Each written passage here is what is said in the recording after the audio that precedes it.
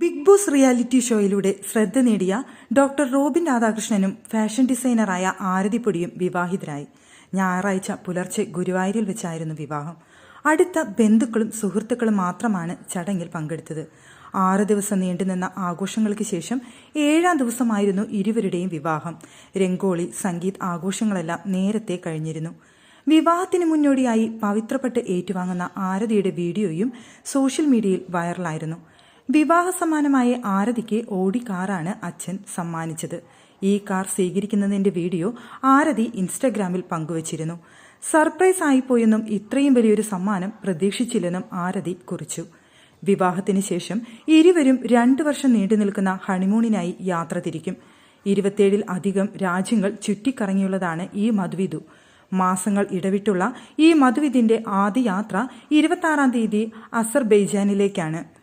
Big ബോസിൽ നിന്ന് പുറത്തുവന്ന ശേഷമാണ് റോബിൻ ആരതിയെ പരിചയപ്പെടുന്നത്. അന്ന് കേരളത്തിലെങ്ങും റോബിൻ തരംഗമായിരുന്നു. റോബിനെ അഭിമുഖം ചെയ്യാനെത്തിയ അവതാരകയായിരുന്നു ആരതി. പിന്നീട് അവർ അടുത്തു. ബിഗ് ബോസ് ആരവങ്ങൾക്ക് ശേഷം ഒരു ഘട്ടത്തിൽ റോബിനെതിരെ കടുത്ത സൈബർ ആക്രമണം വരെയുണ്ടായി. എന്നാൽ അന്നും ആരതി റോബിനൊപ്പം നിന്നു. വിവാഹശേഷം റോബിൻ മാധ്യമങ്ങളോട് പ്രതികരിച്ചു. എല്ലാവരുടെയും അനുഗ്രഹവും ആശീർവാദവും തങ്ങൾക്ക് ഉണ്ടാവണമെന്നായിരുന്നു റോബിന്റെ പ്രതികരണം. ആദ്യം മുതലെയുള്ള ആഗ്രഹമായിരുന്നു വിവാഹം ഗുരുവായൂരിൽ വേണമെന്നത്. അത് ഇന്ന് സാധിച്ചു. അതിരാവിലെയാണ് ഞങ്ങൾ വന്നത്. എന്നിട്ടും ആളുകൾ എത്തിയിരുന്നു. നിങ്ങൾ എല്ലാവരുടെയും സ്നേഹവും അനുഗ്രഹവും എപ്പോഴും ഉണ്ടാവണമെന്ന് ആഗ്രഹിക്കുന്നുവെന്നും റോബിൻ പറഞ്ഞു.